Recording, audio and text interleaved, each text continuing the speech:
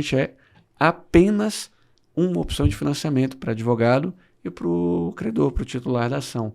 Se a gente pegasse todos os processos trabalhistas, só os trabalhistas que tem hoje, e eu pudesse comprar, tivesse dinheiro e fosse possível, na varinha mágica, eu teria um impacto social maior do que o Bolsa Família.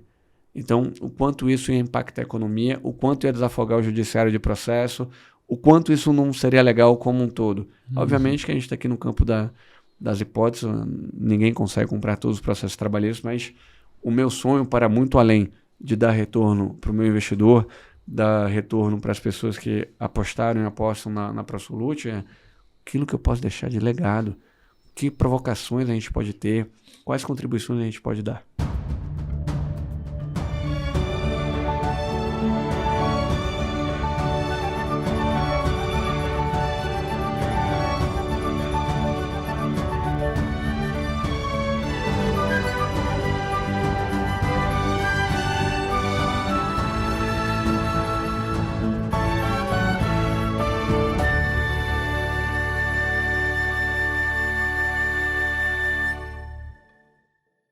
Fala, líder! Aqui é seu host, Luiz Guilherme Prioli, do Acendendo as Luzes, o podcast do IFL-SP. Para quem ainda não conhece, o Instituto de Formação de Líderes de São Paulo é uma associação voluntária, independente e suprapartidária.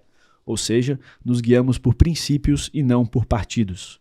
O nosso instituto tem o objetivo de formar, com excelência, líderes protagonistas, guiados pelos valores de vida, liberdade e propriedade. Para isso, nós utilizamos a metodologia do hexágono da liderança, desenvolvendo todos os nossos associados em 6 pilares: integridade, vitalidade, relacionamento, antevisão, comunicação e conquista de resultados. Para você que deseja se tornar um líder completo, tem entre 25 e 35 anos, mora em São Paulo, siga nossa rede social @IFLSP para você ficar por dentro do nosso processo seletivo que acontece semestralmente. E nós temos o maior evento do ano do IFL, que é o Fórum Liberdade e Democracia, que já está na 10ª edição. E esse ano ele vai acontecer dia 20 de outubro no Teatro do B32, aquele prédio da Baleia, lá na Faria Lima. Nas outras edições nós já trouxemos nomes como Nassim Taleb, Peter Thiel, Daniel Goleman, e nessa edição serão apenas 500 lugares, sobre o tema da pobreza à riqueza das nações. Então, para você não perder os primeiros lotes, faça sua pré-inscrição no forumsp.org. Não se esqueça disso. Bem, hoje comigo aqui tenho de co-host Cícero Pereira, que é associado do IFL São Paulo e advogado na área de fundos e assets do Matos Filho, onde assessora na estruturação de fundos de private equity, venture capital, crédito estruturado, dentre outras indústrias. Opa. E aqui do meu lado, Danilo Medeiros, associado honorário e ex-presidente do IFL São Paulo. Hoje atua com gestão de patrimônio na 1618 Investimentos, após passagem pelo Ministério da Economia na área de privatizações. E o nosso convidado especial aqui do dia, Rodrigo Valverde, que trabalhou mais de uma década como advogado de M&A, quando em 2018 decidiu fundar a ProSolute Capital, startup de antecipação de recebíveis judiciais. Hoje faz as duas coisas. Participa como conselheiro em mesas de negociações e atua ativamente como sócio da plataforma. Pai de 4 filhos, bacharel em Direito pela Universidade Católica de Salvador e pós-graduado em Direito Empresarial pela PUC São Paulo. Empreendedor com 4 filhos, cara, boa demais. Conta um pouco da tua trajetória, cara, de como você saiu de M&A numa empresa ali, né, de advogado de M&A, para fundar a tua própria, ligado aí nessa parte de crédito de recebíveis. Qual que é essa sua história de negócios? Bacana. Primeiro, obrigado pelo convite. Prazer é nosso, obrigado cara. Pelo projeto. Obrigado por você ter vindo. Super interessante. E acho que cada vez mais o Brasil precisa de gente como vocês, jovens, engajados. Não que eu seja velho, né? É isso que eu ia falar. Mas vocês são um pouco mais jovens do que eu. Então a gente precisa ter mais consciência e mais acesso a conhecimento. Inclusive, eu vou responder sua pergunta, mas fazendo à vontade. Um parênteses, que eu comecei a ler sobre o estoicismo agora. E aí eu me senti um verdadeiro asno, um burro. Por quê? Porque eu me achava um rapaz inteligente, observador, e eu tinha chegado a algumas conclusões na vida. Uma delas, olha, tudo na vida é atribuição de significado. Então, às vezes, a mesma situação, para mim, tem uma repercussão de potência 10, para você tem uma repercussão de potência 100. Então, tudo na vida é atribuição de significado. Qual é a atribuição de significado que eu quero dar para cada coisa, para cada problema, para cada situação? Aí eu fui ver, o Sêneca escreveu esse negócio há 2.500 anos. Então, eu me achando um cara super observador, super intuitivo. Então, na verdade, eu era burro. Eu não tinha lido essas coisas, então a ignorância me guiava. Então, que bom que vocês estão fazendo esse trabalho, que pode desdobrar em tantas e tantas vertentes. Parabéns. Antes de responder a sua pergunta, como é que eu saí da área de M&A para ir para a área de compra de ativos judiciais? Eu acho que vale a pena um retrospecto de como foram as tomadas de decisão na minha vida, como, por exemplo, por que eu escolhi o M&A, por que eu fui parar no direito societário. Pô, isso que é convidado bom, cara. O cara fala assim, vai quebrar tudo certinho. Exato, porque tu tem seus porquês na vida. Então, todo mundo que entra na faculdade de Direito, ou quase todo mundo, tem a menor noção do que é direito, advocacia, magistratura, promotoria, etc. Testemunha aqui. Exato. Então, a gente vai testar, a gente vai ouvir as aulas e vai testar estágio, né? Onde você vai estagiar? Onde chamarem, né? Você não tem muita... Normalmente você não tem um cardápio muito sortido. As pessoas, olha, tem 10 propostas de estágio. Você vai onde você consegue. Então eu estagiei, como quase todo mundo, no contencioso. Fiz contencioso trabalhista, fiz contencioso civil, trabalhei na área porque o Brasil tem muito processo. Fato. E rapidamente eu entendi que processo não seria a minha praia. E o porquê? Porque eu achava, como ainda acho, um processo muito demorado, muito longo, muito engessado. Eu sou baiano, eu me formei na Bahia, e o judiciário baiano, para além de tudo, é muito corrupto. Então, poxa, como é que eu vou trabalhar com um judiciário que é lento, ineficiente e corrupto? Então, e sobre corrupção, inclusive, tem algumas histórias que poderia contar. Falei, bom, esse aqui não é o meu aquário. Esse aqui não é a razão do meu viver. Não vou ficar nisso aqui. Então, onde que eu poderia atuar como direito, que eu sempre amei ser advogado, adorava a profissão e ainda adoro, onde eu poderia exercer a minha profissão sem depender do Estado? No direito societário. Porque o direito societário você tem quase nenhuma interferência do poder público. Perfeito. Você vai precisar de uma junta comercial, que ninguém adora, mas dos males o menor, ou você vai ter um processo no CAD, que também eu acho que é um dos setores que melhor funciona, principalmente após as reformas da lei. Então, o direito societário aconteceu na minha vida em função dessa percepção. Você foi em busca de onde tinha menos interferência do Estado para estabelecer na parte de direito. Então, se eu não gostaria de depender do Estado, quiçá fazer concurso público. Eu estaria dentro da máquina do Estado. Não era para mim. Então o pessoal reclama, mas não tem reajuste, o salário do magistrado isso. São problemas que acontecem há 40 anos, não é uma novidade. O famoso você foi sabendo. Então, para quem ainda é mais novo, pensa em fazer concurso, etc., existe um filme, não digo das meninas, mas dos meninos que querem fazer concurso. Que os caras são duros na faculdade, os caras não têm dinheiro para fazer nada, e o concurso vai ser ali a oportunidade do cara ganhar bem, ganhar rápido, etc. Então ele passa 2, 3, 4 anos estudando, não pega ninguém, fica privado de tudo e de todos, aí passa no concurso. Espera ser nomeado, às vezes 6 meses, às vezes 1 ano, 1 ano e meio, finalmente ele é nomeado. Então da noite para o dia o jovem está ganhando 15, 20, 25 mil, que é, poxa, um super salário. Né? Aí o cara começa a viver igual um rei, compra carro zero, compra carro importado, aí fica viajando, estabelece um padrão de vida super alto. Aí um dia ele namora, um dia ele casa, ele quer manter aquele padrão alto, mas manter um padrão alto quando você é solteiro é uma coisa, quando você está casado, filho, boleto, é outra história. O cara fica reclamando do salário. Mas, porra, você tinha muito menos, era muito mais feliz. Começou a ganhar pouco e as pessoas não fazem uma programação financeira, não fazem um planejamento, falar, olha, um dia eu vou casar, um dia eu vou ter filho, então eu posso ter uma renda complementar, a galera vai ganhando, vai gastando, e isso também justifica o porquê da minha atividade. Então, perceba que tudo que eu estou falando vai se conectar em alguma unidade de tempo. Sou ouvidos. Então, o brasileiro tem essa cultura do imediatismo, do viver, etc. Então, hoje, quando eu compro um processo judicial, eu estou comprando para quem precisa do dinheiro. A maior parte dos brasileiros tem um nível de endividamento que é relevante, então tem uma galera que precisa da grana, e tem um outro público, falando sobre ICP, meu ideal customer product, ele é o cara que precisa da grana, o cara que está cansado do judiciário, que ele quer gastar e etc. Então, as coisas vão se conectando. Aí, voltando para a sua pergunta, fiz M&A na Bahia. A Bahia, economicamente, é muito pior do que São Paulo. Então eu entendi que eu precisava vir para São Paulo. Então, assim que eu formei, eu vim para São Paulo. Legal. Trabalhar com isso, fazer pós-graduação com isso. Tive boas oportunidades de trabalho, trabalhei em empresas de capital aberto, trabalhei em grandes escritórios.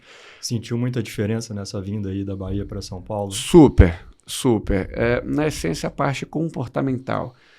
O baiano, ele é conhecido por ser muito aberto, então, mal te conhecer, pô, vamos jantar lá em casa e vamos sair junto, etc. O baiano, ele é muito caloroso, isso tem, obviamente, qualidades e defeitos atrelados a essa característica. Em São Paulo, as pessoas são mais frias, são mais distantes. Às vezes você tem aquele círculo das pessoas que se conhecem desde a escola, eles não são receptivos a novos entrantes. Então, e também tem, acho que, um ponto fundamental, que é o fato de você falar o que pensa. O baiano fala, o paulistano, como regra, não. Então, eu acho que relações humanas são difíceis. Sem transparência, é impossível. Então, eventualmente, eu acho que a gente passa por muitas situações que poderiam ser evitadas através de uma boa conversa. Então, tem até um método americano de feedback que eu implementei com a ajuda de um consultor na empresa. Oi? Qual que é o método? Eu te explico depois, porque agora me fugiu o nome. A gente vai te tirar da tua... Isso. E o que é o feedback? Feedback é você falar de forma transparente, direta e objetiva aquilo que você pensa. Nem por isso eu preciso te ofender, nem por isso eu preciso falar alto com você. Então, mas é uma forma de eu ser transparente para a gente poder chegar a um consenso. Poxa, acho que vocês não são casados, mas... Tô noivo aqui. Opa, parabéns. Próximo. Mas um casamento, ele é uma relação que necessita de muito diálogo. Porque você é de um jeito, sua noiva é de outro. Além de vocês serem diferentes, você vem de estruturas familiares diferentes. Então, para você conviver junto, é difícil. Você precisa fazer ajustes e negociações de forma constante. Numa sociedade, também. Como é que você vai ter uma relação com seu sócio se você não diz o que pensa? Se você não coloca as dificuldades? E aí vocês podem, como um casamento, permanecer casados ou não, mas você não precisa brigar para isso. Mas, infelizmente, as pessoas optam pelo caminho da briga, de um passar a perna no outro. Então, complica-se. É uma situação que, de repente, poderia ser mais simples. O Ray Dalio fala muito disso, né? No princípio, que o feedback ele tem que ser na hora e tem que ser na hora que a pessoa tá com aquela memória fresca, né? Então, acho que faz muito sentido com isso que você fala. E nada de feedback sanduíche. Você fala uma coisa boa, aí você faz a crítica e depois outra coisa boa. O cara não é seu filho. Né? Não tá lá passando mão na cabeça de ninguém. Fala o que você pensa, me diga o que você pensa e vamos se entender. Se tem bom senso e boa fé, sai negócio. Trabalhei muito tempo em M&A, uma área que eu adoro. E como é que as negociações fluíam? Quando tinha bom senso e boa fé. Quando você tem um esperto na mesa, fica todo mundo preocupado. Poxa, esse cara quer me passar a perna aqui, ali, etc. Então, gera um clima de tensão, de desconfiança. Os M&As normalmente têm uma estrutura de earn-out, ou seja, um pagamento futuro, que depende de performance, depende disso. Se tem esse clima de desconfiança... atrás ali de tudo. É um casamento, né? Os melhores caras de M&A que eu conheci eram caras mais transparentes.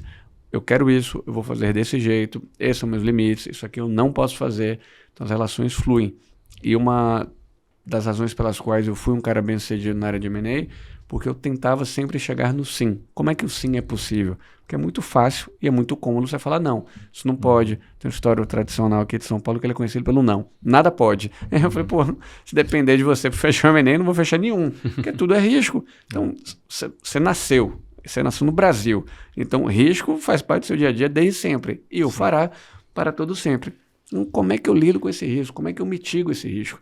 Qual é a chance desse risco se materializar? E se materializar, quais são as consequências? Então, eu acho que, mais uma vez, com bom senso e boa fé, você constrói. Então, tive uma carreira bem sucedida na área de societário e mercado de capitais. E em 2018, surgiu um crédito, um processo cível, para que ele fosse vendido.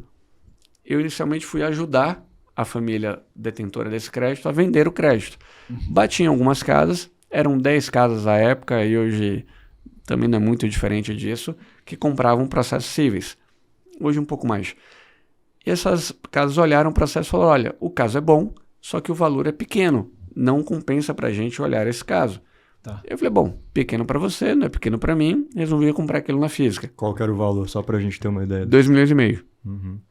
Era um processo de 2,5 milhões de reais e o pessoal falou, cara, não faz sentido fazer um cheque de 2,5 milhões.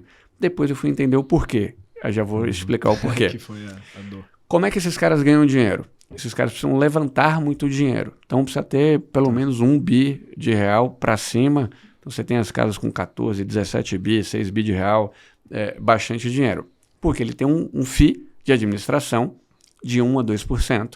E tem um FII de performance, normalmente 20%, a partir de um hurdle, ou seja, a partir...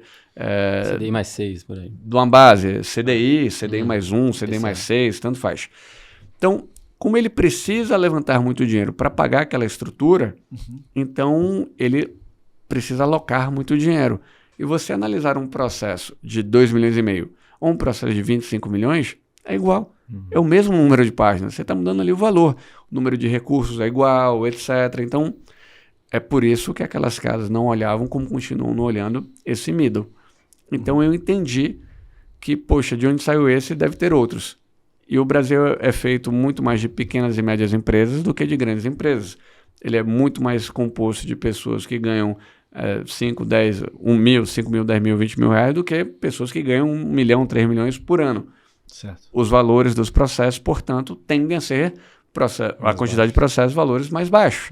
Então havia ali um middle market que eu achei que era uma oportunidade. Ideia genial, né? Eu falei, poxa, tem um mercado inexplorado, virgem, etc. Agora execução. Eureka! Só que, meu amigo, dessa ideia para execução, eu já era um cara de M&A, já era um cara de societário, eu tinha acompanhado muita gente interessante, muita empresa, muito empreendedor, então eu me achava um cara super gabaritado para entrar no mercado financeiro, que é uma atividade no mercado financeiro, levantar capital e alocar capital. Então eu falei, cara, isso aqui é uma derivada daquilo que eu já faço, tá tranquilão. Apanhei mais que mala velha, mas muito. Qual foi a maior dor de cabeça nisso? Olha, maior dor de cabeça... Primeiro você está nadando num aquário cheio de tubarão. O cara é acostumado a vender a mãe, não entregar, recompra mais barato, vende, não entrega. Então, a dinâmica na prática no mercado financeiro, cara, eu vou ganhar. Eventualmente, cara, você vai ganhar alguma coisa também. Então, a cabeça dos caras, normalmente, ela é muito predatória. E para o cara tá super tranquilo, aos 47 segundos do tempo mudaram o contrato, não te pagaram o que deve, a cabeça dos caras funciona diferente, rouba teu funcionário, faz uma empresa no paralelo, cara, enfim, 234 exemplos. Então, me acostumar e me ambientar a esse ambiente, e não é que seja todo mundo assim, conheci muita gente legal, inclusive bastante pessoas que me ajudaram nessa linha do tempo. Mas o mindset é diferente. Você está, de repente, acostumado a jogar futebol de quadra, você está jogando um handball. É um outro jogo que você se adapta também. E a tomada de risco deve ser diferente também, né? Porque você Total. saiu de ser um prestador de serviço para passar a empreender. A gente tem muita gente no Instituto que está no mundo corporativo, enfim, estuda essas possibilidades, né? De pivotar, trocar de área. Como que foi isso para você, assim, a mudança de, tipo, deixar de ser um prestador de serviço e começar a tomar risco? De paradigma. Tem uma pergunta anterior a essa que era, eu trabalhei em empresa de capital aberto, trabalhei em grande escritório, depois montei o meu. Então eu já fui empreender. Ah, legal. Então isso já é uma mudança de chave relevante. Eu escolhi empreender? Não, na faculdade eu falava, olha, ou eu vou trabalhar em grandes escritórios para depois montar o meu, ou monto o meu do zero para tentar. Eu falei, cara, montar do zero eu acho que é um caminho mais árduo. Como é que eu vou adquirir experiência, etc. Nome, né? Exato. Então, trabalhei em escritório grande, estava feliz no último escritório que eu trabalhei. Aí veio a crise de 2007, 2008, Lehman Brothers, etc. O mercado atendia muito o mercado financeiro. Meu dinheiro era super contado e eu tinha uma ajuda de custo de R$500 do meu pai. Então, em agosto de 2007, meu pai me ligou. Falou, olha, essa ajuda de custo aí eu vou cortar. Eu falei, pai, mas por quê? Não, cansei, não tô afim, não quero, te vira. Eu falei, tá legal, mas é o seguinte, não sei se o senhor estava no planeta Terra aqui nos últimos meses, mas tá tendo uma crise. Meu escritório trabalha para o mercado financeiro, então há uma chance de eu ser cortado, né? Isso pode acontecer. Ele falou, quem pode ser cortado? Eu falei, eu. Ele falou, então o problema é seu. E ali, ele falou, mas eu vou te dar uma colher de chá, até dezembro eu vou manter. Então eu fiquei, obviamente, muito chateado com aquilo, na hora fiquei nervoso. Aí fui pra varanda, morava num apartamentozinho pequenininho, mas bacana. Fui pra varanda e ali chateado, e ali eu fui inundado por uma paz muito grande. Algo que eu acho que é uma experiência de conexão com Deus, etc. E falei, cara, fica tranquilo que esse dinheiro nunca vai fazer falta. Então a ajuda de custo acabou em dezembro, em janeiro eu fui demitido. Tal qual eu imaginava, e aquele dinheiro de fato nunca fez falta. eu montei meu escritório, tive altos e baixos, como todo mundo, etc. Vivi essa experiência do empreendedorismo. Nesse meio do caminho, o meu irmão tinha uma empresa de estacionamento que estava passando por dificuldades financeiras. Eu entrei. Detalhe que antes de eu entrar, ele tinha oferecido a empresa para 4 pessoas, as 4 disseram não. Falou, cara, nem pensar, isso aqui é muito bagunçado, não tem dinheiro aqui, não faz o menor sentido. Mais uma vez, de forma intuitiva, meio que o Papai do Céu falou, cara, vai porque eu acho que é um caminho legal. Então eu fiquei com o escritório e assumi uma posição de sócio para fazer uma reestruturação. Reestruturamos, vendemos para o Pátria. Foi o primeiro evento de liquidez da minha vida. Com isso, eu falei, bom, agora eu estou querendo... Eu estava ali me achando o campeão da Série B, tipo, escritório, rodando, etc. Quero ir para a Série A. Aí fui montar um escritório na Faria Lima. Fui trazer gente sênior de grandes escritórios para complementar, para ter outras áreas, para seguir. Eu estou contando isso também para ilustrar o quanto que Deus se fez e se faz presente na minha vida, que eu acho um negócio super importante, e essa é a minha experiência e percepção do assunto. Claro. Legal. Em 2018, portanto, eu comprei esse processo. Em 2019, eu tive uma briga societária. Acabou acontecendo uma cisão ali do escritório, e eu fiquei com a ProSolute e fiquei com a advocacia. Eu falei, bom, o que eu vou fazer? Quais eram as outras áreas que tinha? Botei regulatório, botei um contencioso civil especializado, botei um trabalhista de ponta. Tecnicamente, ele foi bem formado, uma parte de wealth, etc. E já tinha um embrião ali dessa área de compra de ativo judicial. Zero. Mas Zero. e a ProSolute que estava ali? Era fazer outra coisa? Não, então, o escritório ele existia em 2018, surgiu esse processo. Aí eu comprei, ofereci para os demais sócios, falei, pessoal, alguém quer comprar? Não, ninguém quer comprar. Falei, beleza, comprei sozinho. E aí contratei uma pessoa para falar, olha, estuda esse mercado, porque eu acho que esse mercado é bacana. Tá. Isso foi mais ou menos outubro de 2018.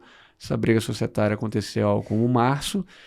E daí eu fiquei com um pé em cada barco. Eu não sabia se eu ficava na advocacia, se eu investia na ProSolute ou se eu manteria os dois. Falei, vou me dar 6 meses para entender como isso vai acontecer. Nessa briga societária, mais uma vez, Papai do Céu, eu acho que a ProSolute ela surgiu na minha vida e eu fui meio que conduzido para que essa atividade fosse uma atividade mais longeva para mim que não a advocacia. Então, o pessoal resolveu não ser exatamente honesto comigo. Isso em março, 30 dias depois ou 40 dias depois, entrou a época o maior honorário da minha vida, que eu tinha recebido. Então, se o pessoal não fosse tão desonesto, aquele honorário seria de todos e não só meu. Isso aí ficou uma mensagem que é o seguinte, eu fiz alguns negócios na vida e vi muito negócio na minha vida. Se você é desonesto, se você vibra coisas ruins, você vai atrair coisas ruins. Isso é um fato. Não é que roubei meu sócio e amanhã eu vou cair da escada. Não é assim que funciona. Não é fiz isso, logo aquilo. Mas você faz um acúmulo de coisas boas ou um acúmulo de coisas ruins. Isso é um fato da vida. Eu estava conversando essa semana com um diretor financeiro de uma empresa muito, muito bacana. Empresa de capital aberto lá nos Estados Unidos. E eu falei, olha, eu tive dificuldades financeiras várias vezes na minha vida. E como advogado, eu tive 2 oportunidades em que o diretor jurídico me pediu propina. 2. Por que não mais do que 2? Porque eu acho que a minha postura, a forma como eu falo, não deixa espaço. Pra... Os caras vão falar assim, não, puta, eu não vou nem falar pra esse cara aí, porque esse cara vai dar problema. Exato. A postura como eu acredito que tenha a ser, foi aquilo que eu aprendi em casa. Em 2 oportunidades, e uma delas para mim foi super emblemática, porque eu precisava faturar, eu tinha acabado de fazer o escritório da Faria Lima, tinha gastado os tubos no escritório, então tinha feito a reunião de sócios sobre faturamento, etc. Estava um dia tenso, e esse cara me ligou e falou, olha, Rodrigo, a proposta aqui vai andar, etc. Eu queria saber como é que eu fico. Eu falei, bem, né? Você aí, bonito, saudável, vai ficar ótimo, não né? tem a saúde, como é que tá? Exato. Ele falou, não, eu preciso ganhar alguma coisa com isso. Eu falei, olha, você precisa ganhar e eu não posso pagar. Ficou uma equação difícil. O compliance do meu escritório não deixa, não havia compliance. O meu compliance era o que eu aprendi em casa. Pô, uai. Aí ele falou, insistiu e ligou algumas vezes. Eu falei, cara, mesmo precisando, não vou dar espaço. Até que esse cara me fez a 3ª ou 4ª ligação, eu falei, cara, eu consigo te pagar, não tem problema. Quanto você acha que é justo?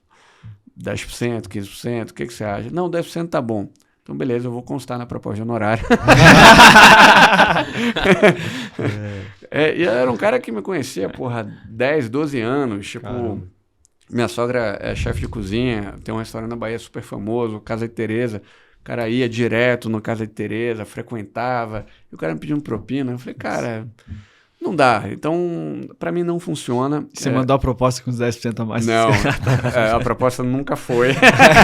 Ele tratou de engavetar. E eu falei, cara, eu quero crer que você quer me contratar porque eu sou um bom advogado e eu posso gerar valor.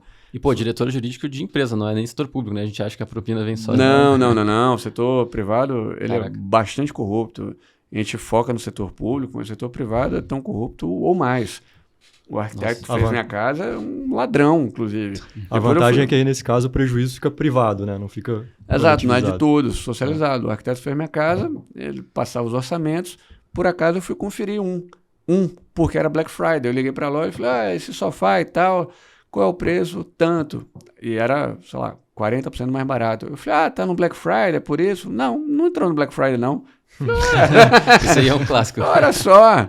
Aí descobri que tem muito arquiteto que é ladrão, famoso. É. O cara fica superfaturando obra. Então, eu acho que essa cultura de ser o mais esperto, de corromper, de dar um jeitinho, isso é super ruim para o país. É muito ruim. Estava com a presidente de uma empresa francesa que tem uma operação no Brasil. Ela falou, Rodrigo, a matriz na França não me deixa fechar a operação no Rio de Janeiro, mas por mim eu já tinha fechado há muito tempo. Ela, por quê? Porque eu tenho um carro da empresa, o cara sai, primeiro dia de trabalho, o cara sai com o carro da empresa, ele volta, ele vendeu a bateria, botou uma bateria velha, e roubou os pneus, botou um pneu careca. Caraca, cara. Então, fica muito difícil você criar um ambiente de negócios com esse tipo de cultura. Então, para todos os outros problemas que a gente tem. Então, voltando aqui, eu acho que quando você faz coisas boas, você colhe coisas boas. Então, o pessoal resolveu ser desonesto, colheu coisas que não foram legais na linha do tempo.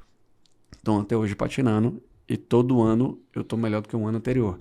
E não é por acaso, não é por ser genial. Eu acho que eu trabalho duro, sou um cara bastante esforçado e pratico bem. Na essência, é isso. A pergunta foi como é que foi essa adaptação. Essa adaptação, na verdade, eu acho que foi Deus conduzindo a minha vida. Colocou esse processo, houve a negativa de vários fundos de investimento, porque se houvesse um sim, de repente, não teria tentado, não teria feito esse movimento. Colocou a briga societária para que eu saísse da sociedade, colocou o dinheiro no meu bolso, porque aquele honorário entrou 30 ou 40 dias depois. Então, assim, Rodrigo, eu não quero acreditar em Deus. Eu falei, cara, beleza, vai chegar o seu momento, porque não dá para você viver achando que a vida se resume isso aqui, que a gente é dono de tudo e etc. Eu acredito muito na presença de Deus e continuo acreditando. E quando eu montei a ProSolute, que é um mercado bacana, com bastante coisa, falei, cara, zerei a vida, é isso aqui, poxa, vai dar super certo, vai explodir. Explodiu, só que para baixo. Então é para baixo, para cima. O empreendedor é aquele tô rico, tô morto, às vezes no mesmo dia. Você acorda rico e dorme pobre, miserável, e às vezes você dorme miserável e acorda rico. Então, a vida do empreendedor, no Brasil, ela é super difícil. Então, a adaptação ao mercado financeiro, acho que foi algo difícil. Ter acesso a capital também não é algo trivial. Você precisa de muita informação, muito contato. Eu era um cara bem relacionado, mas ainda assim, você achar a estrutura correta, com o parceiro correto, com pessoas que você gosta de trabalhar.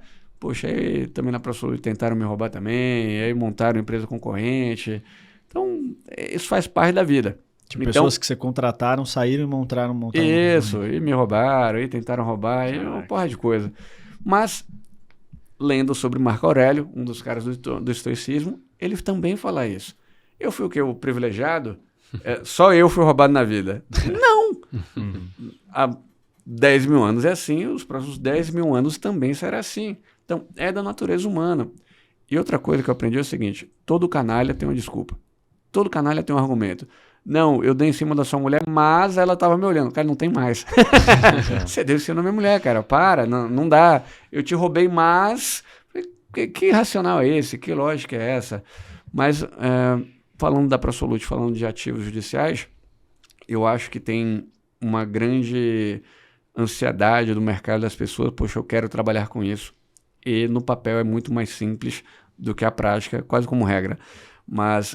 o Brasil tem muito processo, tem muita oportunidade, eu concordo com isso, mas é zero trivial. Esse primeiro processo que eu comprei, eu achei que eu ia resolver ele em 2 anos. Eu contratei advogado externo, o pessoal me deu parecer, Rodrigo, não há por que brigar mais do que 2 anos, 2 anos você recebe. Eu recebi agora. Na verdade, eu nem recebi. Eu fiz um acordo, porque sem um acordo ia durar mais 8, uma loucura esquizofrênica, mas acontece. E fiz um acordo, então deve entrar na semana que vem. Parceladinho, né? Tem que ter. Valor alto é comum, né? As empresas vão até o final brigando, né? Exato, mas para muito além. Teve um acordo, por exemplo, no processo civil que eu fiz, poxa, você constrói um acordo, você negocia com outra parte, você acomoda todo mundo. É super desgastante isso aqui. Convence o advogado, porque se tem um acordo, o advogado vai receber menos do que ele esperava. Enfim, você alinha vários astros. A gente foi homologar aquilo na justiça. Tá. O juiz pediu para ouvir o Ministério Público 3 vezes, quando não precisava. Pediu para ouvir, sei lá quem eu. As partes eram todas privadas. O juiz estava esperando a propina também. Não, nesse caso não. Ele só é um doente mental. O processo, eu posso falar, é contra o metrô de São Paulo, não é uma empresa pública. A empresa tem orçamento, não vira precatório, etc. O processo contra o metrô de São Paulo, você imagina construir um acordo com o metrô de São Paulo, a liturgia que é. Tem vários comitês, tem auditoria, tem compliance, passa pelo jurídico, passa pela diretoria, passa pela presidência, passa pelo conselho. Depois de tudo isso, que não é rápido, que não é trivial, do escrutínio, laudo, parecer, vai para o juiz. O cara ouve o Ministério Público, não tem nada a ver com isso não. Não, mas ouve de novo, eu quero ter certeza, por que esse acordo é bom? O cara estressa o assunto. Depois de 1 ano para ele homologar esse acordo, sabe o que ele fez?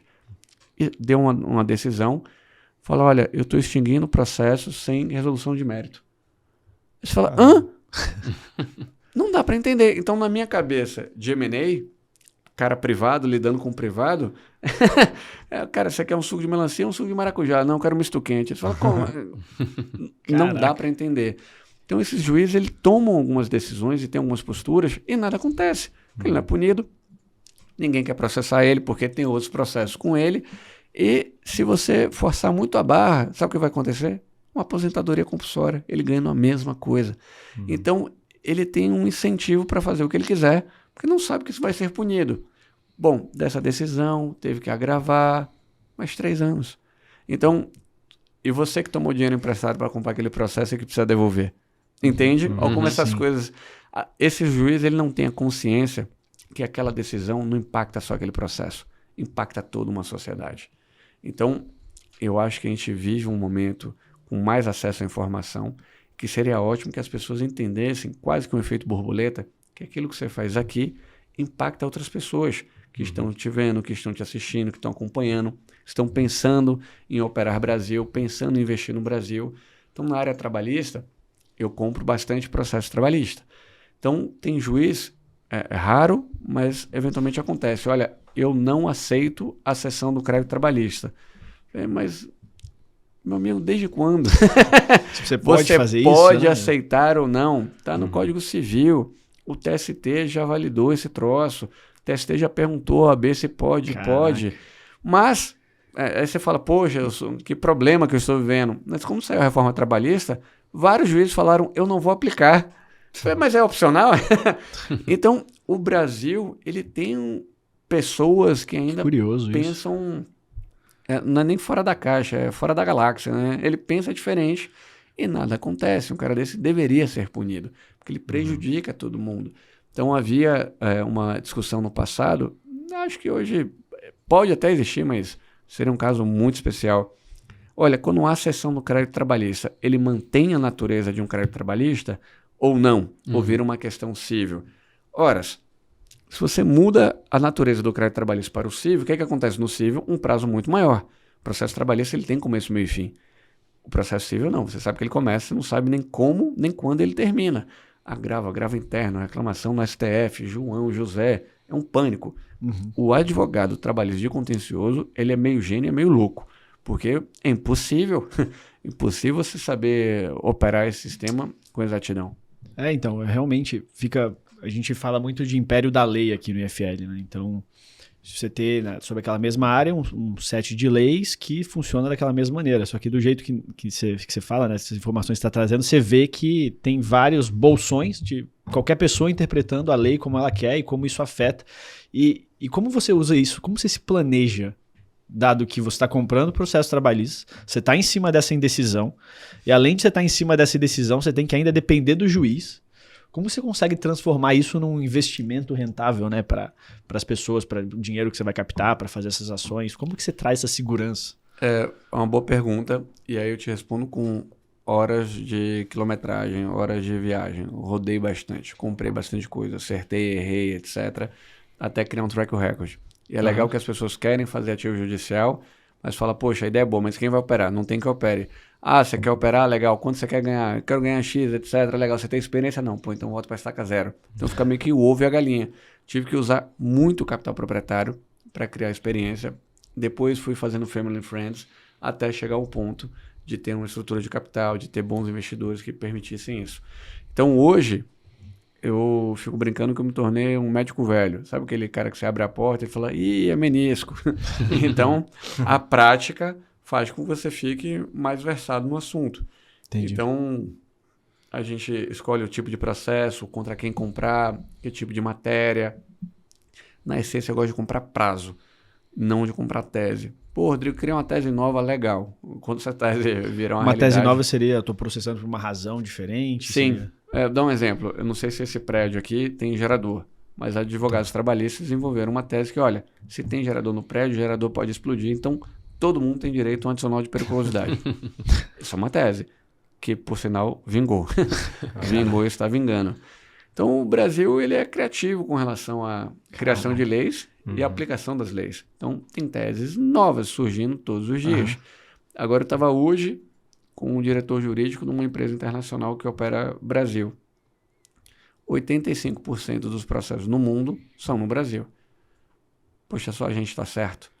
Eu acho que aqui... 85% dos processos do mundo Trabalhista. trabalhista. Não. Como regra. É o país que mais trabalhista. Que isso? É o país que mais litiga. Então, 85%. Aí a pergunta que a gente tem que fazer ao ouvir isso é, legal, mas quanto o Brasil representa no faturamento global? Né? De 100% que essa empresa tem de market share no mundo espalhado, quanto que o Brasil representa? 0,8%. É só problema. O que o muito cara... volume e pouco... o que o gringo está fazendo? Vai encerrar as operações no Brasil.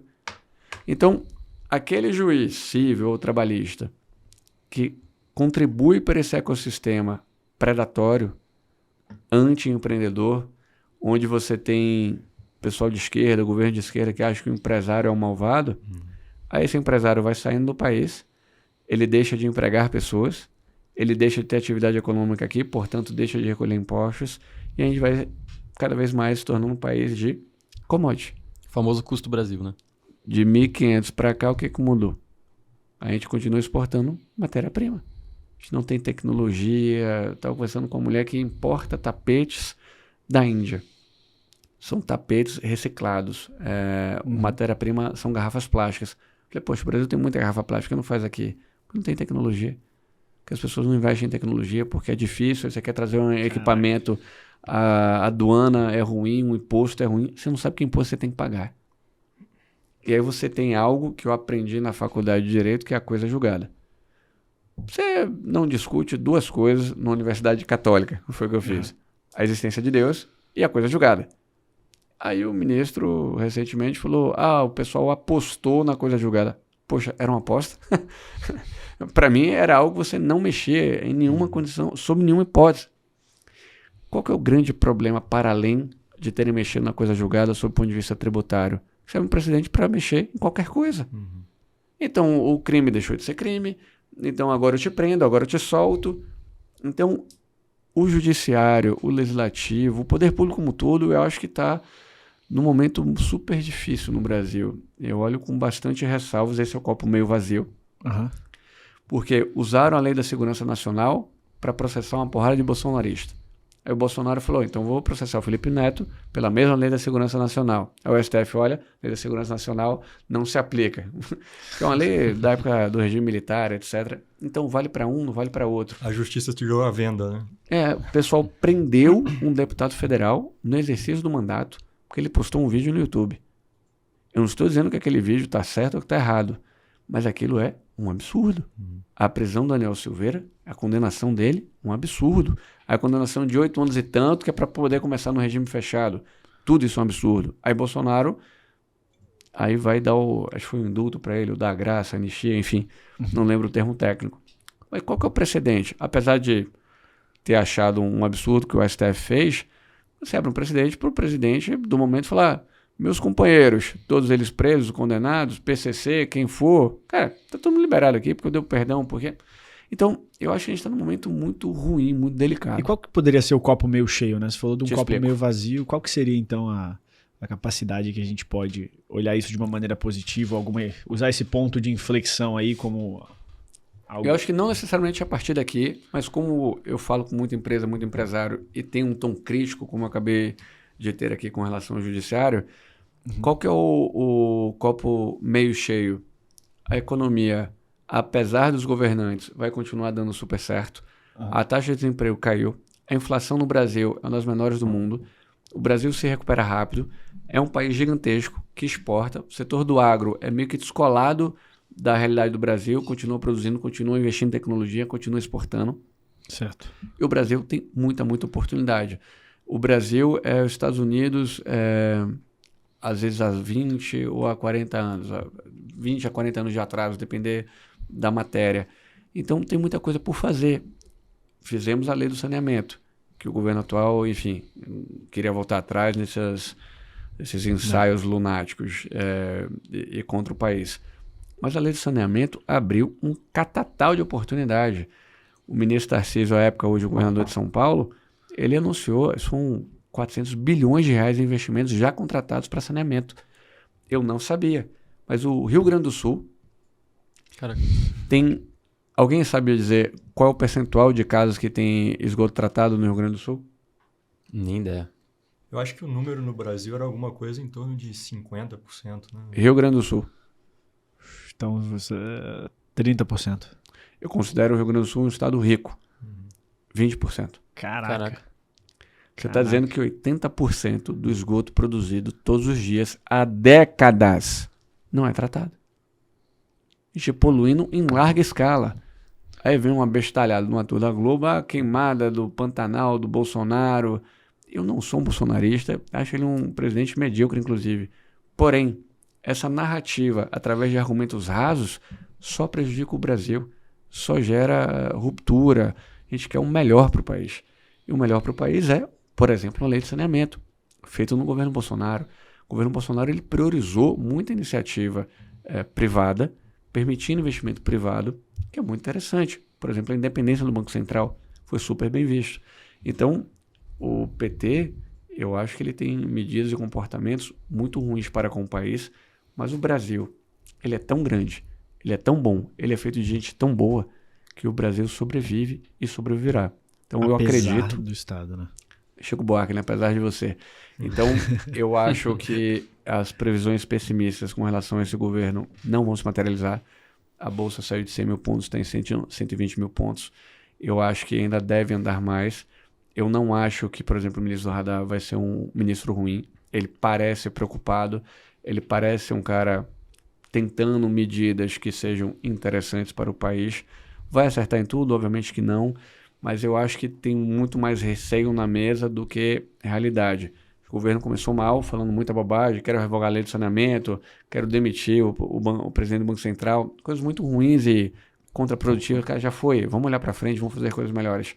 Acho que ele não esperava também encontrar um primeiro-ministro ali, Arthur Lira, que está segurando todas essas bombas lá no... Está segurando essas bombas e não por acaso a Polícia Federal está caçando ele e todos os amigos dele. Não tem nenhum inocente lá, mas essa é a prática do governo de esquerda. Eu quero que você pense como eu vou impor isso, senão eu vou processar você, eu vou botar a Polícia Federal, vou botar a Receita Federal, mas enfim, apesar de você, o Brasil ele é muito grande, ele é muito forte, e não é só no agro, tecnologia tem muita coisa importante sendo produzida no país. O setor de medicina, telemedicina, tem avançado bastante, falando sobre o agro, mas falamos também sobre empresas de arquitetura, construção. Os instrumentos financeiros eles estão mais sofisticados no Brasil, está permitindo maior acesso ao mercado de capitais, vive um momento ruim, mas vive um momento ruim no mundo todo. As operações de mercado de capitais, que são um termômetro da economia, começaram a voltaram os follow-ons. Agora, final do ano, parece que vai abrir uma janela de IPO. Então, que bom que essas formas alternativas de financiamento, que não dependam do BNDES e dos amigos do rei, que tudo isso possa existir. Quanto melhor for a economia, o papel do Estado não é fomentar a economia, não atrapalhar o empresário. Se ele não atrapalha, se ele cria serviço, se ele desburocratiza, se ele tem um judiciário confiável, poxa, tudo isso melhora.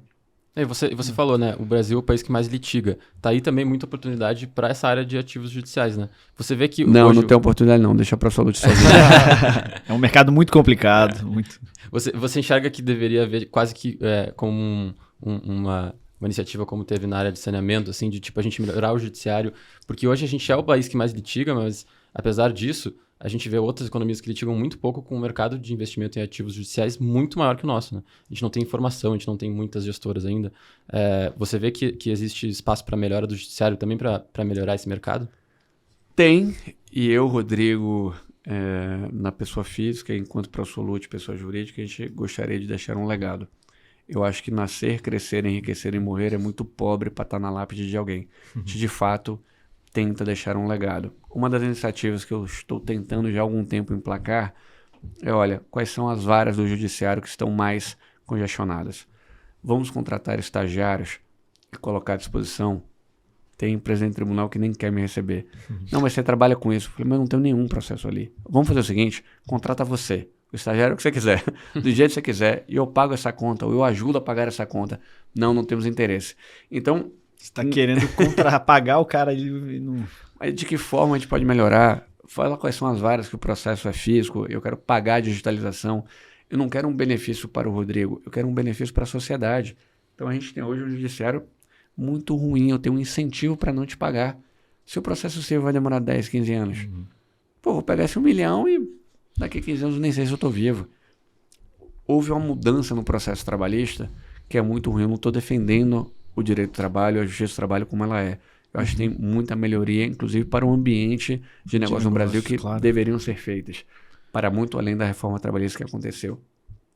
Mas havia uma discussão, vai vendo o suco de Brasil, vai vendo o que é suco de Brasil. Havia leis e entendimento de que, olha, o índice de correção no processo trabalhista é a TR. Beleza, é isso que está lá, tem dispositivo legal, usa TR. Aí um juiz falou, olha, a TR está zerada. Aí é sacanagem com o trabalhador. Vou aplicar o IPCAE. De onde ele tirou isso? Da cabeça dele. Um processo, 2, 3, 4, 5, 10. Aquilo virou um problema. É um ou é outro? Judiciário, STF, decida. É IPCAE ou é TR? Explica. É laranja ou é banana? No final do ano de 2020...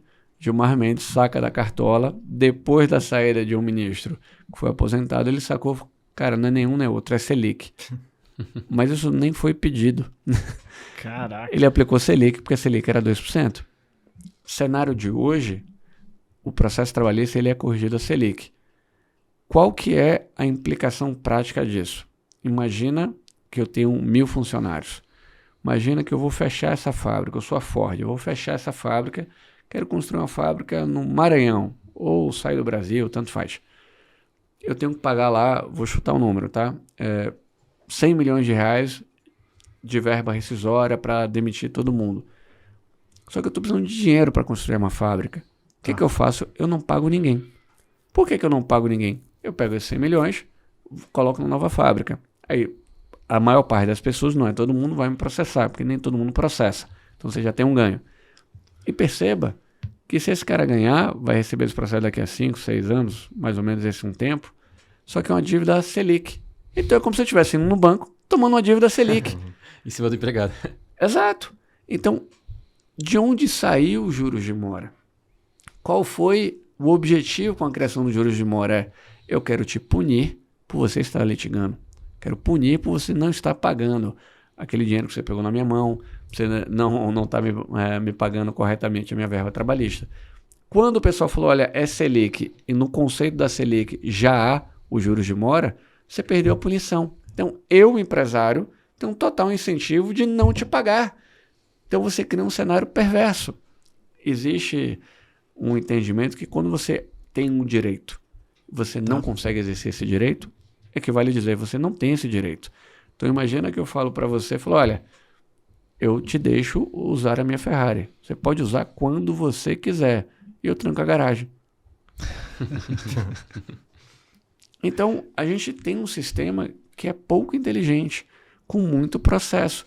Por que nos Estados Unidos o mercado é diferente? Porque lá a justiça anda. O mercado nos Estados Unidos é invertido com relação a ativos judiciais comparado ao Brasil. Por quê? No Brasil é barato litigar. Todo mundo entra com uma ação.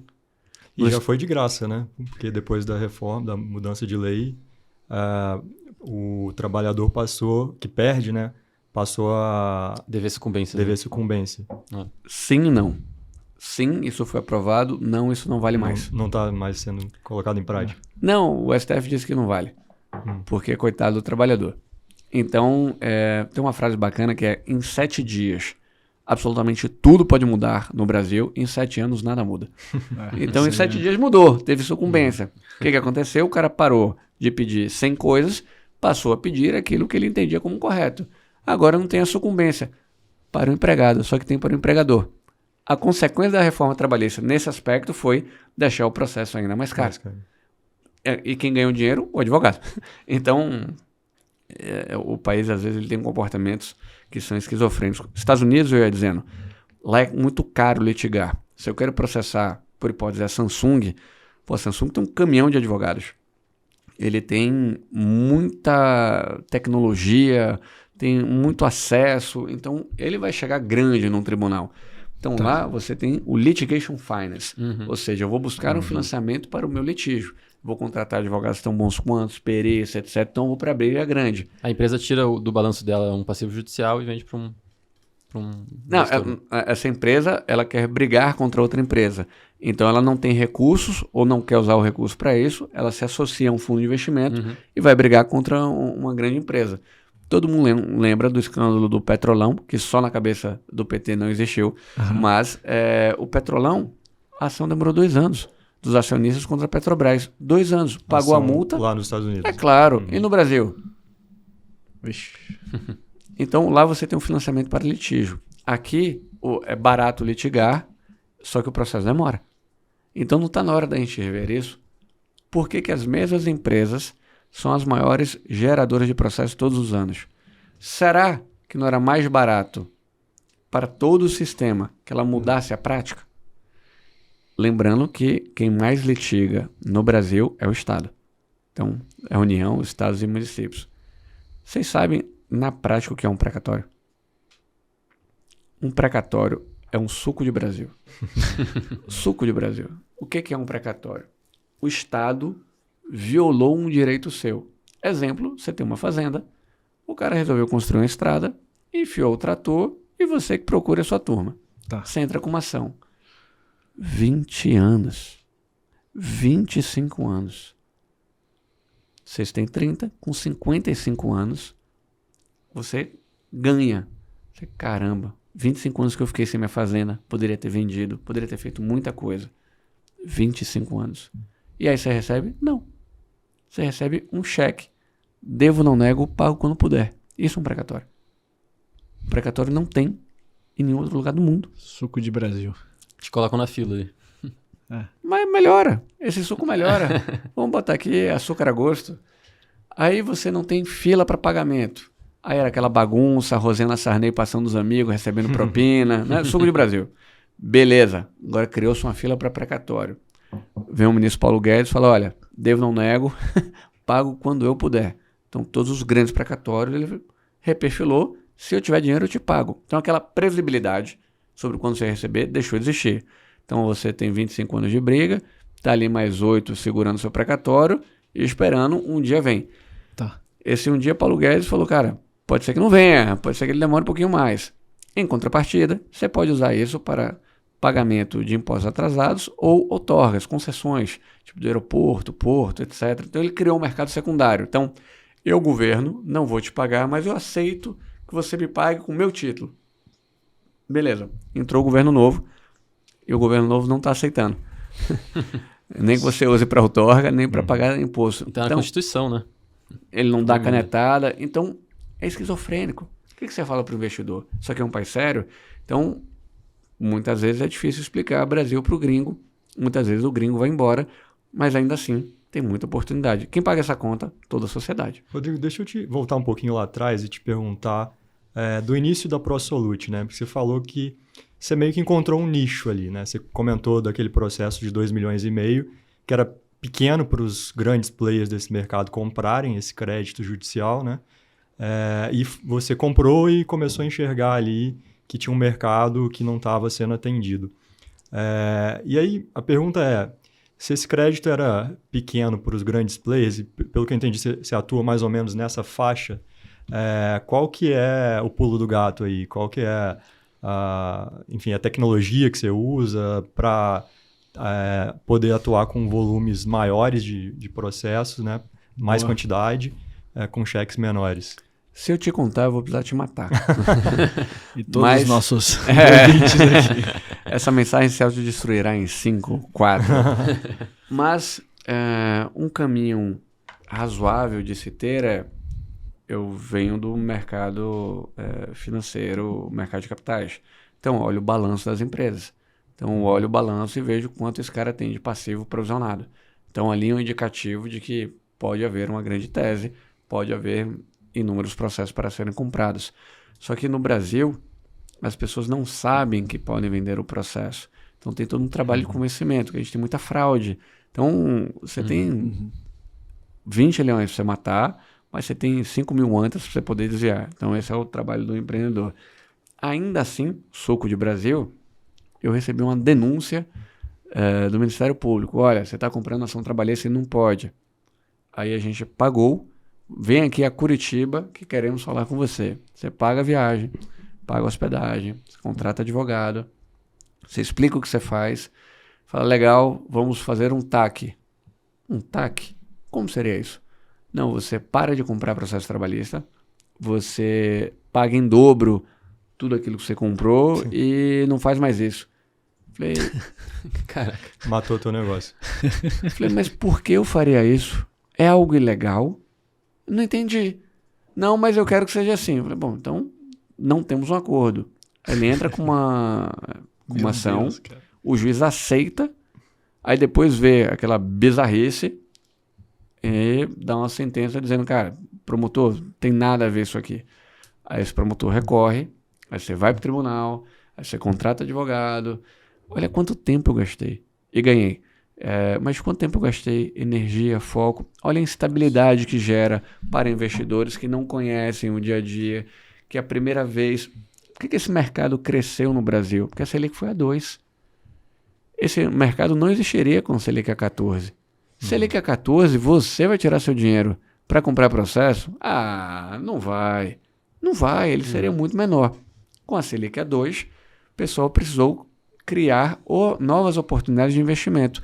Essa é uma das razões pelas quais o mercado americano é muito grande. Porque lá, historicamente, os juros são baixos. Então, as pessoas investem na bolsa, buscam ativos alternativos, dentre eles obras de arte, processos judiciais e por aí vai. Verdade. Então, as pessoas precisaram ser criativas. No Brasil, as pessoas também precisaram ser criativas. Então, com o Selic a 14, é difícil. Como é que você vai falar pro seu pai? Fala, pai, tira o dinheiro aqui da renda fixa e põe um processo. Ele é o processo. Legal. Cristiano Zanin, ministro. Gilmar Mendes. Toffoli. Legal, valeu. Conta do papagaio agora. E o desconto também pro credor, né, pro titular do crédito, tem que ser muito maior para valer a pena. O que não me orgulha. Não me orgulha. Eu gostaria que o deságio fosse menor. Quando é que vai ser menor? Quando você tiver um judiciário mais estável. Então, eu já sentei com uma pessoa, com um juiz, não, é um absurdo a compra de processo trabalhista. Por quê? Porque o deságio é alto. Falei, Vossa Excelência não acha... o deságio é alto? Excelência não acha que tudo é base comparativa? Ela, como assim? Falei, pratica o deságio de 10, 15, 50, 70%. Tudo pode caber. Por que é 70 e não 10? E por que é 10 e não 70? Tudo depende da previsibilidade que eu tenho nesse pagamento. Se eu estou te emprestando um dinheiro hoje para receber daqui a 5 anos, com risco, essa taxa vai ser grande. Se o tempo é menor, eu vou estar menos exposto a risco. A taxa vai ser menor. Com certeza. Quanto mais estável o judiciário, melhor para todo mundo, inclusive para o investidor. Ele prefere uma previsibilidade. Ele abre mão de retorno se houver uma previsibilidade. Mas voltando, Vossa Excelência acha que o deságio é alto. A senhora já comparou esse deságio com as outras alternativas de crédito? Ah, não. Então a senhora está falando do que não sabe.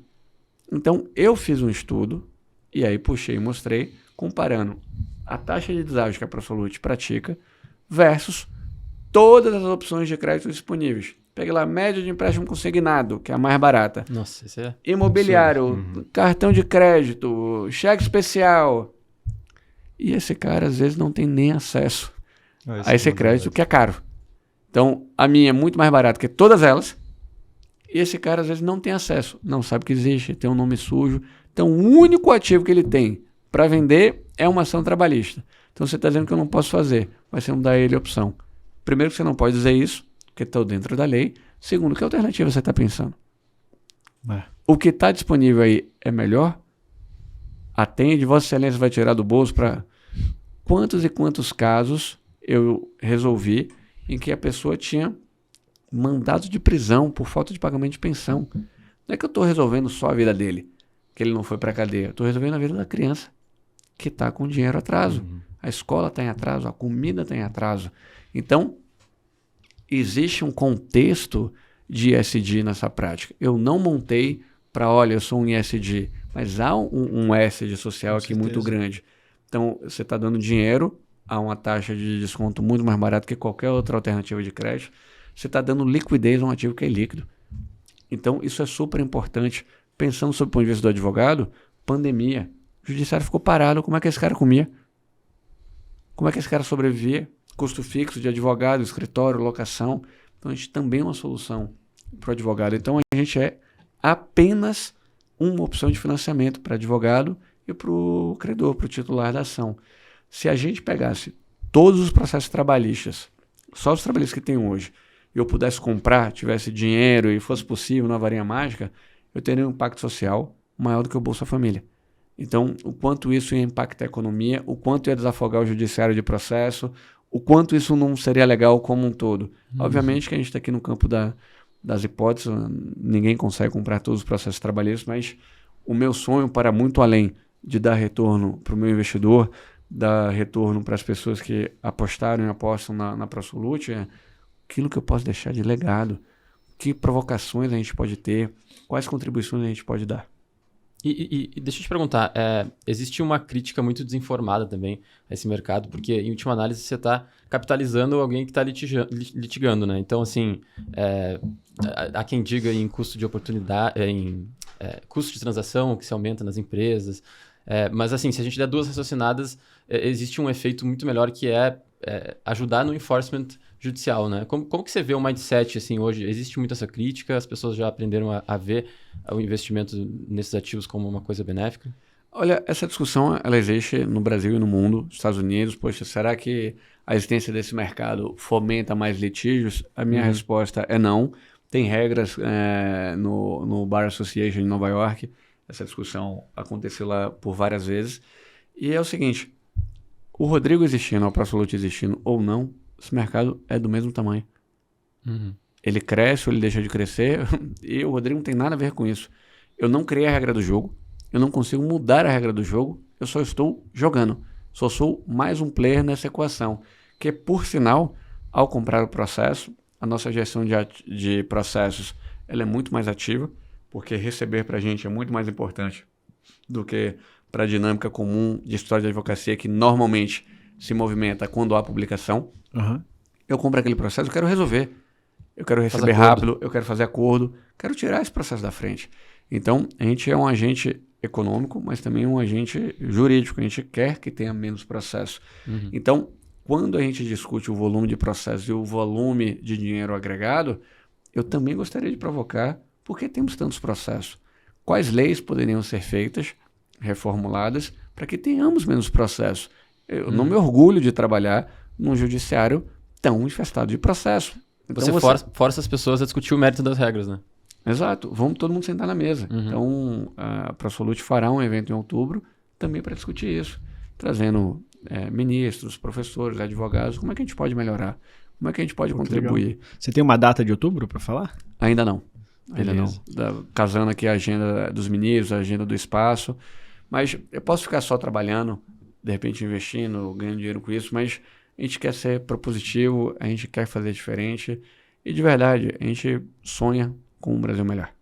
Rodrigo, Perfeito. trazendo um trending topic aí, inteligência artificial, o quanto você acha que essa nova tecnologia vai impactar nessa realidade, vai ajudar a diminuir esse número absurdo de processos que a gente tem no Brasil, tanto do lado do advogado quanto do lado do judiciário? Boa pergunta. Normalmente os advogados, os juízes são mais resistentes, mas a realidade é uma só. Tipo, estamos aqui com a caneca azul e branca. Você pode achar bonito, feio, mas essa caneca é azul e branca. Então, a gente tem muito processo e a lei não mudou. Então, a inteligência artificial pode e deve ajudar. Todo escritório de advocacia tem modelo de petição. Só que, em vez de você ter uma pessoa fazendo ou ajustando o modelo, você pode ter tecnologia. Em vez de construir um novo TRT, a gente não põe inteligência artificial para dar as decisões. E as decisões seguirão o seu entendimento. Então, acho que a tecnologia pode ajudar muito a justiça, a celeridade, volume. Por que tem desembargador? Por que tem ministro com aquele processo de 2, 5 anos? Isso é um absurdo. Não deveria, cara. Você tem que ter um prazo para analisar isso. Porque existem pessoas esperando por essa decisão, por esse andamento. Então, eu acho que é um pouco Uber. As pessoas vão reclamar no começo, ou haverá uma gritaria no começo, mas acho que é um caminho sem volta. Inclusive, isso já existe. A gente brinca que tem muito juiz que a gente chama de juiz Chico Xavier. Por quê? Os processos são iguais. Então, o cara baixa aqui fica psicografando a sentença, porque é tudo igual. Que nem ele que faz, é o assessor. Então, o advogado que costuma processar pelo autor tem um modelo de petição, o advogado de defesa também tem um modelo de petição e o juiz também tem um modelo de sentença. Então, tem variações, legal. As variações representam o quê? 5%, 10% do total? Mas o grosso é tudo Chico Xavier. Então, eu acho que a tecnologia pode ajudar a otimizar, até que uma discussão maior e melhor é como é que a gente vai mudar essas leis, como que um processo ele vai durar 2 anos, 3 anos, como é que a gente pode fazer isso acontecer?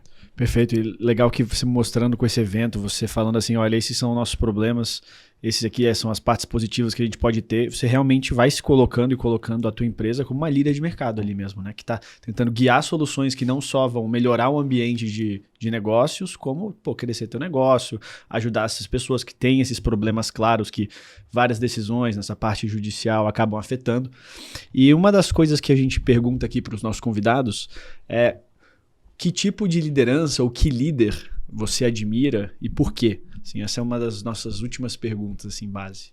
Então, no dia que vocês forem para o Absolute e estão convidados, você vai encontrar foto de muita gente.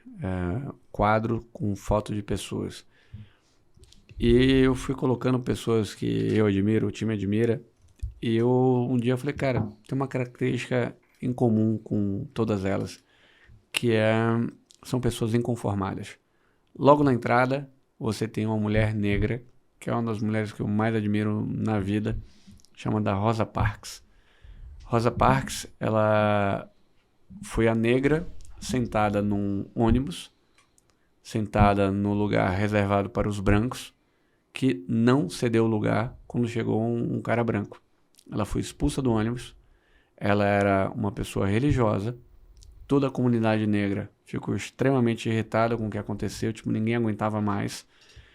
A atitude de falar, cara, eu não aceito isso, fez com que todos os negros passassem a andar a pé. Então as pessoas acordavam 1, 2, até 3 horas mais cedo.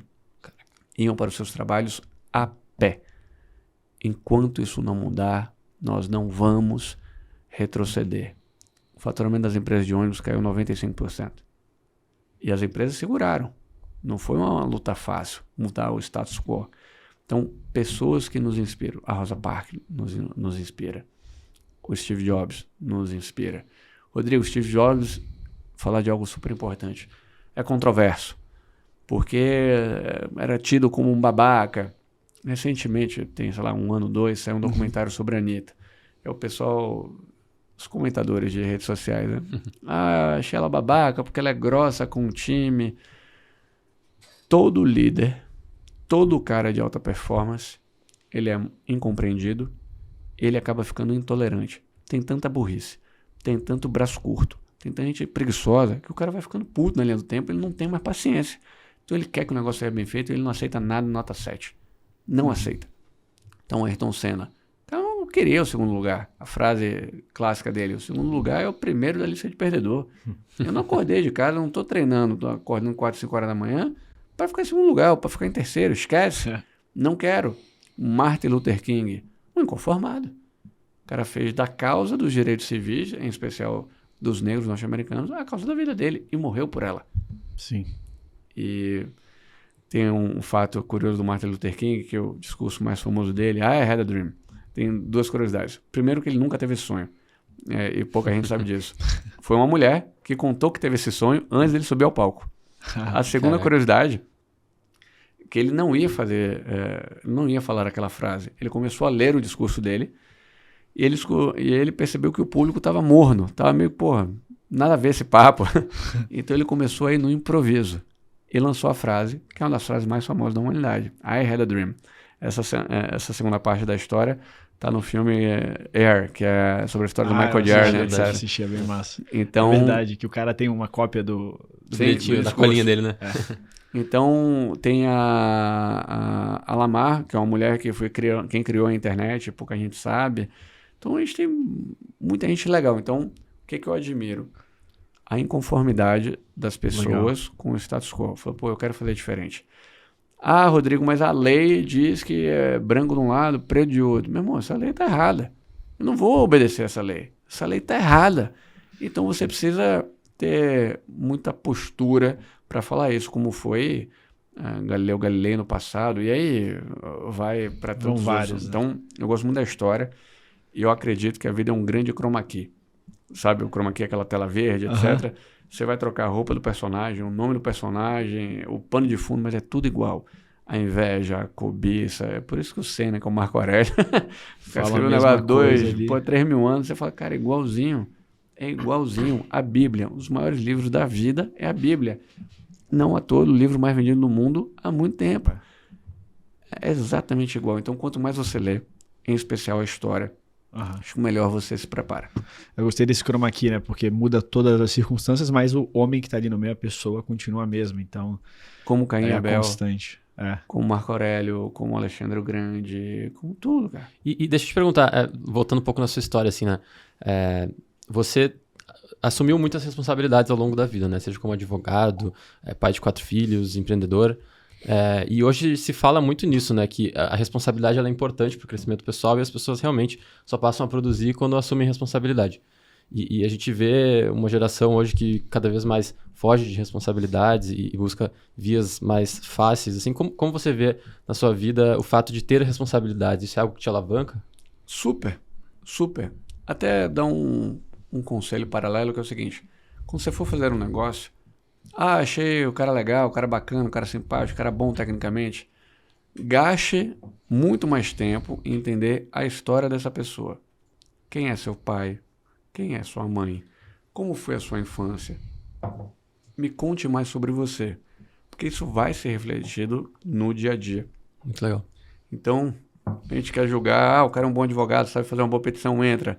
Como é que esse cara trata cliente? Será que esse cara vai roubar meu cliente no futuro? Será que esse cara vai desviar dinheiro do escritório? Será que esse cara vai fazer um gol de mão?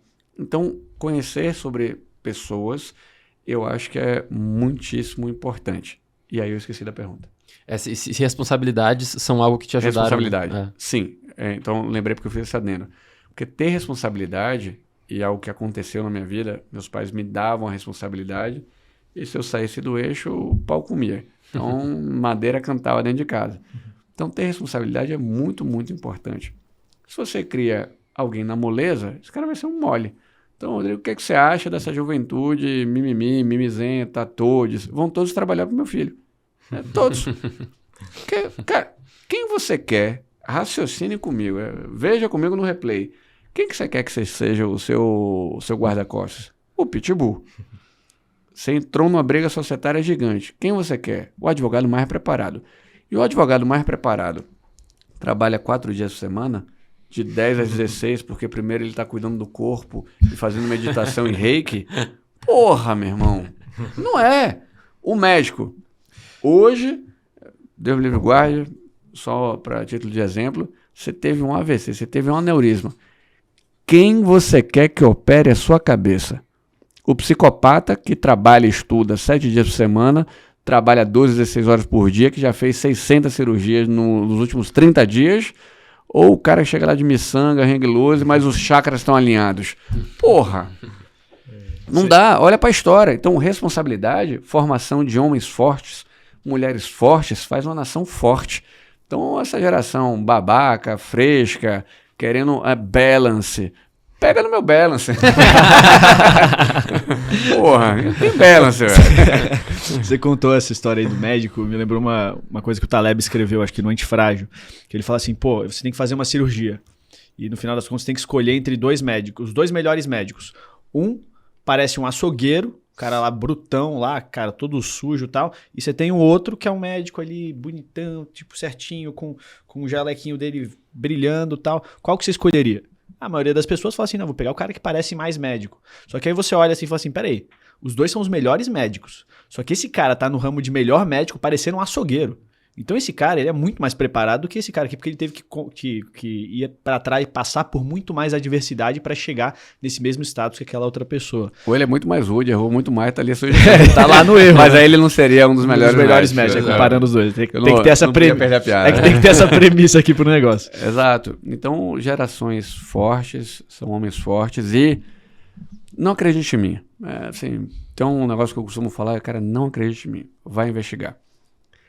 Quem domina o mundo, quem está sempre na frente, por exemplo, os judeus. Por que o judeu tem 3 braços? Não. O judeu ele tem um cérebro especial? Cara, não tem. Mas olha a cultura dos caras. Chega numa família judia, papai, eu quero falar todes. Toma um pescotapa na entrada. Não tem isso. Os caras são treinados para família, fé, estudo. Como regra. Um povo extremamente disciplinado e focado na cultura de trabalho e estudo. É muito difícil você ver um judeu burro e é muito difícil você ver um judeu pobre. Coisa rara. É tipo arara azul. Você sabe que existe, mas você não viu. Enfrentaram muita diversidade, né? Por isso chegaram nesse ponto. Entendeu? Uhum. Aí você olha para a história. Tá lá o judeu, 10, 20 mil anos. Porra, liderando, descobrindo, donos dos grandes mapas cartográficos. Então, a expansão ultramarina, descobrindo o Brasil, tem diretamente atrelado ao conhecimento dos judeus, ao mapa que os judeus tinham. Então, você quer estar do lado do judeu, que estuda, etc., ou todes, meu pronome neutro? Cara, isso não vai te levar a lugar nenhum. Eu tenho um total respeito ao ser humano. Total. Você falar, meu amigo, eu me identifico como um dinossauro. O problema é seu, cara. Eu não tenho nada a ver com isso. Agora, pega as brigas corretas. Exija respeito. Eu quero ser tratado como ser humano.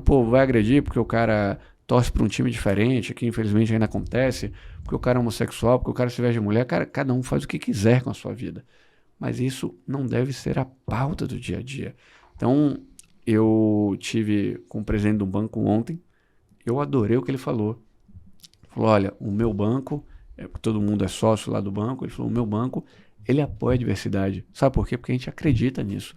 A gente acha que é muito legal ter um Brasil diverso. Mas esse cara, ele é treinado para poder entrar aqui e ele é treinado aqui. Então ele não vai crescer porque a pele dele é branca, amarela ou escura. Vai crescer porque ele tem mérito. Como eu percebo que, poxa, a maior parte dos negros não tem assistência, porque na verdade tem muito pobre o Brasil. E a maior parte desses pobres é negra. Então o cara falou, olha, eu vou privilegiar de alguma forma um negro, mas como? Dando educação, dando terapia. Bicho, a gente precisa de muita ferramenta para poder crescer. Então você prepara as pessoas. Isso eu acho legal. O que eu não acho legal? Tem algo chamado greenwash, que nem todo mundo é obrigado a saber. Que olha, estou dizendo que eu sou ESG para ficar bonito.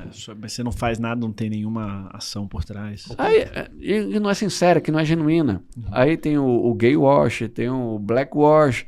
Aí o cara falou, minha empresa, eu já vi esse discurso, aumentou em 50% a contratação de negros. Só que, bicho, Quantos funcionários negros você tinha? Você pega a frase e começa... tinha 2. Com mais um 100%. Deu 3. Porra, não fode. Onde esses caras estão trabalhando? Na Copa, lá... Então, você está sendo um babaca. Você está, letra A, deixando de fazer um trabalho importante, letra B, anunciando um trabalho cretino, medíocre, para você ficar bem na foto. Então, eu acho que enquanto pessoa física e pessoa jurídica, a gente tem a obrigação de olhar para o lado. A gente tem obrigação de olhar para o lado. Pagar melhor as pessoas, ser de fato inclusivo, de uma forma meritocrática, de uma forma que você dê incentivo, de uma forma que você perceba a preocupação do outro, que você possa acolher. Então, acho que do 0 aos 40, que é a idade que eu tenho hoje, eu acho que foi meu período de formação, aprendizado, crescimento e, de alguma forma, realização. Dos 40 em diante, eu acho que, não 100% da minha vida, mas boa parte da minha vida vai ser ajudar o próximo. Eu quero ter essa discussão de, poxa, dado que eu sou uma pessoa que gosta de empresa, gosto de empresário, busco solução, gero valor, como é que eu posso engajar todo mundo de empresa pequena, média e grande, nesse trabalho que é vamos abraçar as pessoas, mas não no sentido de abraçar e carregar no colo. Mas vamos ser empáticos com a dor do outro, vamos nos esforçar para, cara, fazer aquele ser humano que passou ali 6 meses na sua empresa, ou 6 anos, um cara melhor. Então, praticar o bem, dar oportunidade, acolher, ouvir. Então, trabalhar o indivíduo como um ser humano, e quando a gente pratica esse amor, quando a gente faz o bem, eu acho que a gente está alinhado ao propósito de Deus, que é amar os outros como a si mesmo. Perfeito, cara. Legal. Nem palavras para completar isso. Até o tema do nosso fórum esse ano é da pobreza à riqueza das nações. Então vai ser um tema muito focado, um fórum muito focado na parte social. E se você entrar no fórumsp.org, você pode ter mais informações disso. Lembrando, dia 20 de outubro, não percam. E, queria agradecer muito você estar aqui, cara, ter compartilhado aqui com a gente. Acho que já passou de 1 hora, quase 1h30 de podcast aí. Então foi bem legal, Cícero, Danilo, todo mundo. Onde as pessoas podem te encontrar, Rodrigo? Onde que você mais produz conteúdo? Onde que... No Instagram. Por onde eu posso te encontrar? Ou eu tô no trabalho ou eu tô em casa. Como regra, é isso. Porque muito menino, você tem que dar uma assistência. E eu acho muito legal falar sobre isso, porque eventualmente a gente entra numa jornada de trabalho, de ganhar dinheiro, de sucesso. E eu posso afirmar 100% das vezes, mais uma vez tem Deus nisso. Minha esposa teve labirintite, portanto ela não podia sair da cama, não podia levar os meninos na escola. E eu passei a levar os meninos na escola. Foi aí que eu fui me dar conta o quanto era rico aquele contato. Não fosse a labirintite, que por sinal já melhorou, eu não teria tido aquele contato. Então hoje tem na minha agenda. Tal dia eu pego meu filho na escola. Tal dia eu levo ele no judô. Não é sempre, eu posso falhar, mas eu botei isso como regra. Porque não adianta você ser um cara bem sucedido, você é um cara que tem dinheiro no banco, você pode fazer qualquer coisa, você é um pai, como pai você fracassou. Já diria Vitor Corleone, um homem que não tem tempo para a família não merece meu respeito. Então, é importante que você tenha riqueza. Cara, eu adoro a riqueza. Eu propago a riqueza. Eu quero que todo mundo possa crescer na vida. Na medida do possível, me esforço para contribuir com isso. Mas não é só o dinheiro, não é só o material. É muito gostoso trabalhar. Eu adoro trabalhar. Mas se deixar, eu fico só trabalhando. Porque é gostoso, mas, poxa, que importância eu posso ter na vida dos meus filhos pequenos? E a presença, e um ligar para sua mãe, e um jantar com sua mãe. Minha mãe mora na Bahia, minha irmã mora em Paris. Poxa, eu estar presente com eles. Então, para muito além do sucesso profissional e financeiro, qual é o sucesso que eu vou ter enquanto pessoa, enquanto indivíduo? Então, eu acho isso super importante a gente ter em mente. E a pergunta foi? Não, é que você não era nenhuma pergunta, assim, acho que é tipo que você fala de legado também, né? Acho que se encaixa bastante, mas a pergunta era onde as pessoas elas podem te encontrar, no Instagram. te seguir no Instagram. Porque, de verdade, eu não gosto de perder tempo. Então, também um conselho é não percam tempo. Todo mundo ganha um pacote de dinheiro chamado tempo. Então, como é que você gasta isso? Então, meu amigo, se você ficar no Instagram, aí você vai ver muita bunda, hoje é dia de glúteos, muita lancha, muita viagem, muito entre aqui, arraste pra cima e fique rico. Essa loucura, são os novos pastores, né, do século XXI. A religião aí. Pois é, então arraste para cima, você vai ficar milionário. Não, só ele vai ficar milionário. Você não ficará. Mas você pode perder muito tempo com isso. Então a gente está no Big Brother, edição número 32. Não faz sentido isso. Então você tem que estar atento ao uso da moeda tempo. O uso da moeda tempo é raro. Então, ou eu estou em casa, ou eu estou trabalhando. E Rodrigo, te vi jantando. Com 90% de certeza, se não for o dia reservado à família, à esposa, etc., é algum amigo, porque eu não faço negócio com inimigo, mas tem uma pauta de trabalho na mesa. Justo. Então isso fica muito rico, porque o almoço, o jantar, eu também estou usando ali para trabalhar, para ouvir, para aprender. E não precisa ser ruim, você pode tomar um vinho legal, etc. Mas eu tenho um Instagram que eu gosto de... eu gosto de me posicionar, então às vezes o posicionamento ele às vezes irrita as pessoas, às vezes o cara não entende aquilo que está escrito. É o jeito baiano transparente de ser. Exato, Eu tenho um sincericídio. Então, E aí você divide o grupo em dois, as pessoas que te adoram por ser um cara sincero e as pessoas que não te suportam, mas sirva quente ou sirva frio, morno eu vomito, né? Tá na Bíblia. E eu tenho um grupo no Telegram, porque o Instagram ficou naquela história de algoritmo pra cá, pra lá. Falei, acho que o Telegram é um ambiente mais seguro. Mal sabia que Alexandre de Moraes não ia considerar aquele ambiente um ambiente democrático.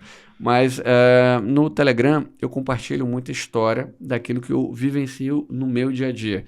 Então, meu dia a dia é muito rico, é muito prazeroso ser eu, mas arrasta pra cima. Exato.